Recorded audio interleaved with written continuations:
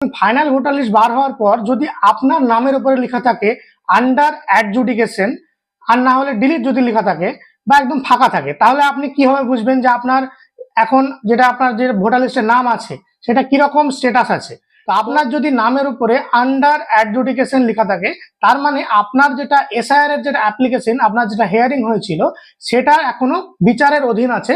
মানে হচ্ছে আপনার এখন অ্যাপ্লিকেশনটা যিনি জজ আছেন তিনি এখন ভেরিফাই করবেন, এবং যদি আপনি প্রকৃত ভারতীয় নাগরিক হন তাহলে আপনার নামটাকে ভেরিফাই করে নতুন করে একটা যে ভোটার লিস্ট আর একটা যেটা বেরোবে সেখানে আপনার নামটা উঠে যাবে। আপনার নামের উপরে যদি ডিলিট বলে কিছু লেখা থাকে এবং যদি আপনি প্রকৃত ভারতীয় নাগরিক হয়ে থাকেন তাহলে আপনি ডিইওর কাছে আবেদন করতে পারবেন এটার জন্য।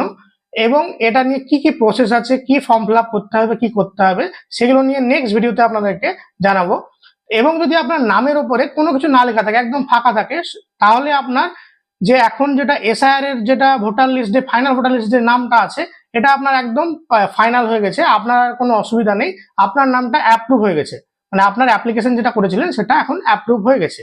তো এরকম টাইপের ইনফরমেটিভ ভিডিও পাওয়ার জন্য আমার চ্যানেলটাকে ফলো করে রাখুন।